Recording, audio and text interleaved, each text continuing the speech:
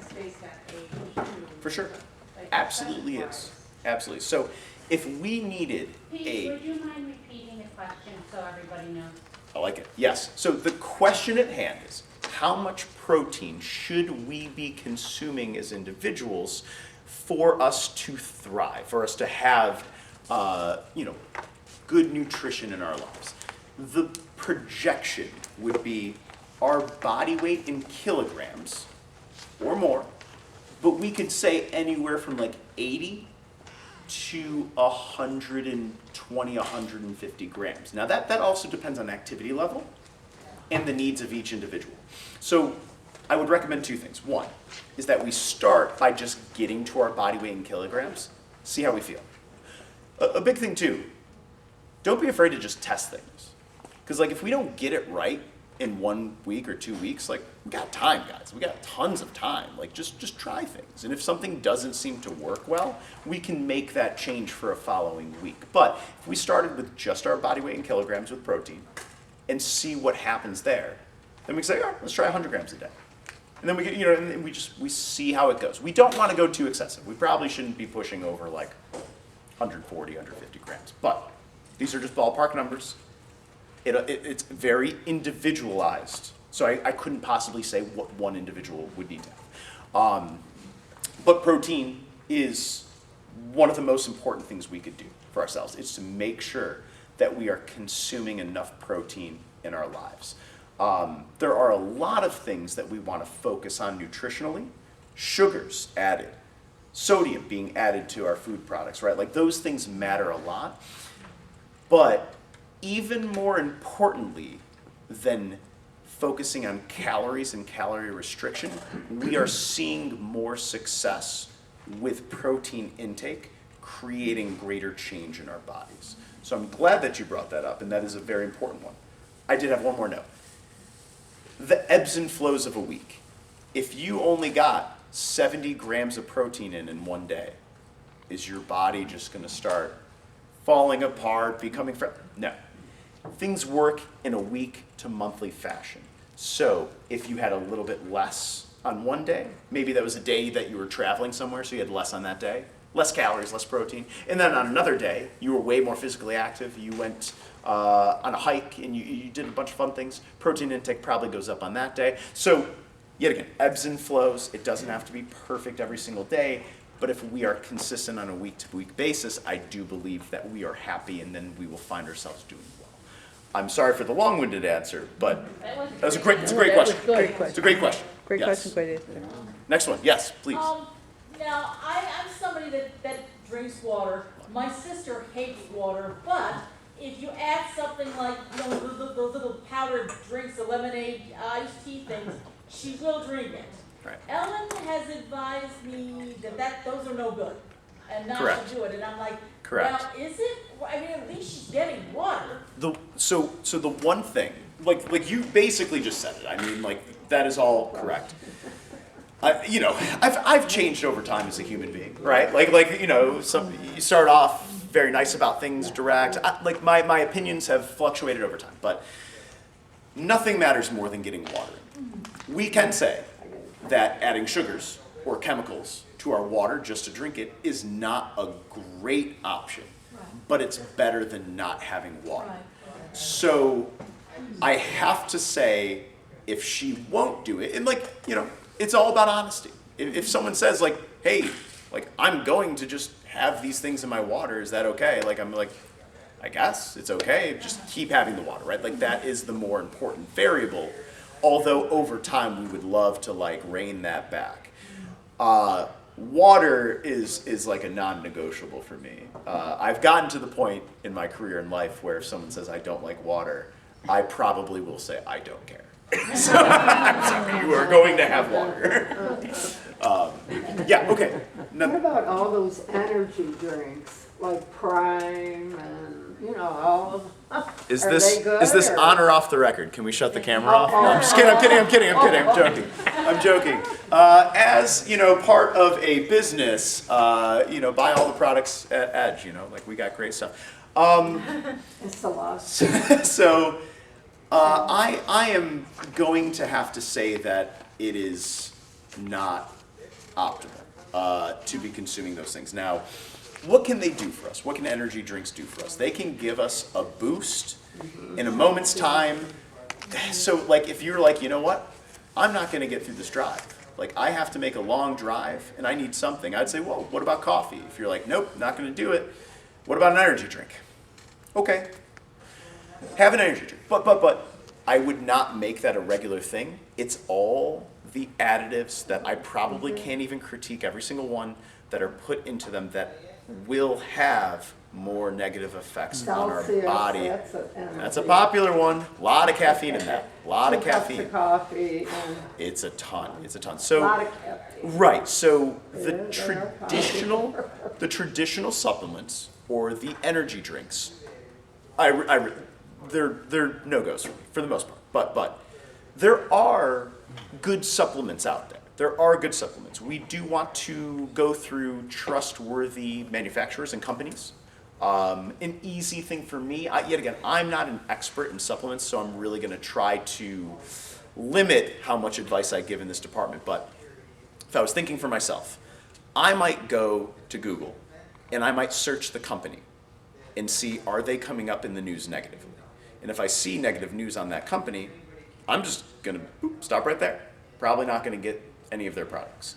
If I don't find any negative news, and then I'll go to the individual product that I might want to have. If it's a whey protein isolate, I do think those are okay supplements to have. Nutrition matters more, right? So having good whole foods, having good protein, right, through natural sources outweighs this statement heavily. But if we needed a little bit of extra protein, or we wanted to make a fruit smoothie and throw some protein, whey protein isolate is, that's good. It's a long-standing one that's been around forever. That is a fine supplement. Having supplementation of micronutrients, like a vitamin D, vitamin C, those things, I don't think that those are bad. I would absolutely communicate with a nutritionist. I have a nutritional certification that gives me the ability to give just generic advice, but I would really communicate with a nutritionist so that you can understand, am I consuming these vitamins or supplements in the right amounts with the right other food product? Because if we're just having it in isolation, it might not absorb through our intestines as well. It might basically, that whole idea of getting peed out, right? We might be wasting the product if we're not consuming it with the right things. Or sometimes you might want to consume it on an empty stomach. But I don't have those answers. That's a better conversation for a dietitian, but supplementation of micronutrients broadly is a good thing. It's a good thing. So hopefully that answered the question. Yeah, Plus, yes. Any other question? What else do we have? Please. Yes. How often do you think somebody our age should go to the gym? I love that question. So now, turn that camera up. I'm for the business now. I'm for the business every day. Every day. Now, hold on. No, you don't have to go every day. But how much should we be strength training? Now, when we strength train like a certain muscle or a body part, that muscle and body part is going to have to rest and recover, right? But if I said, hey, I'm going to come into the gym and I'm going to do upper body on Monday, and then I'm going to come in on Tuesday and do lower body, and then Wednesday I'm going to come in and I'm going to do some very light cardiovascular exercise, and then Thursday I'm going to come in and I'm going to do upper body again.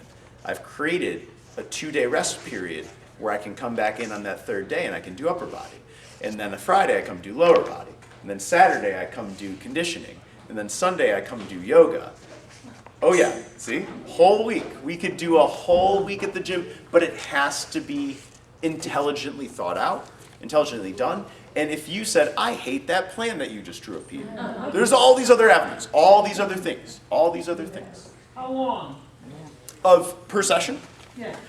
Very dependent on the individual. We could just arbitrarily say 30 to 60 minutes, but it's really up to what a person can tolerate and do in what's that? 2-3 minutes. Yeah. Or, hey, wait, or you can spend up to 2 hours like some people I know at the gym, but it's not all exercise. A lot of the other stuff. But community is great. You're right. Friendships. Nina. Yes. What's that? Chewing is in fact an exercise, and you're exercising one of the strongest muscles in the body. Tricks on you. It is an exercise. Very good question. She did ask, is chewing an exercise? I did not say that. Any other questions? More, please. What about the vegetarian diet? Is that good? Sure. No meat or? Sure. The question is the vegetarian diet a good diet? Or And I'm just going to address diets in general, if that's okay as well. The idea of a diet is not my favorite. We want to think lifestyle change, right? Lifestyle change. Now I did see too. You will see that the Mediterranean diet was included as like a focus point, right? In the handout, right? Now the reason that we're not going to hate the Mediterranean diet is because it's not like a built mainstream diet in today's day and age. What it is it's a community, a group of individuals who live in an area and they consume the foods that are regional and off the land to them, right? So that is good process, where it's like, this is what we have, these are the natural foods, these are the foods we eat, right? And they're all real. They're all real foods. So even though that is labeled a diet, I think it's just a way of eating, right? So it's a way of eating regionally. So that's a really positive, good thing. The vegetarian diet, for many reasons, it is a fine thing to do. But we have to acknowledge that it does come with restrictions. So anyone that is consuming a vegetarian diet, that is not a bad thing, but let's have those conversations with a dietitian or a nutritional coach like myself to ensure that you are getting the required protein in. It is more difficult under the confines of that diet. But if we look at like the broad, like what an individual can consume on a vegetarian diet, you're eating great foods. Like there's tons of great foods. no meat? Correct, no meat. But yet again, there's going to be reasons that someone may not want to have meat. I will say, I believe meat is a great source of protein, of phytonutrients, or not lost my train of thought. Zoonutrients is what they're called. But a lot of benefits come from consuming meats. But I also understand the other side of the argument, and it's a very okay thing. So anyone that is consuming a vegetarian diet, that is an okay thing, but have a plan for protein intake. It's a very, very good question. And the other diets, please, what's one of the ones we have? Ketogenic diet, right? Has anyone tried the ketogenic diet? Okay. Okay, great. Now, what I want to say about it, it is something that helps to create change. Short term, that change can be good. I do not believe the ketogenic diet is a sustainable diet for a lifetime. So if you choose to do that, it is important that you have a plan, that you're probably implementing that plan with a physician, and understanding when it starts, when it ends, and how you're transitioning to a more normal, lifelong way of eating food, right? So again, we don't want to demonize that because there are reasons for the ketogenic diet. However, I don't think anyone should just jump onto doing it and just say, this is what I do now, and not think it through, correct? So Pete,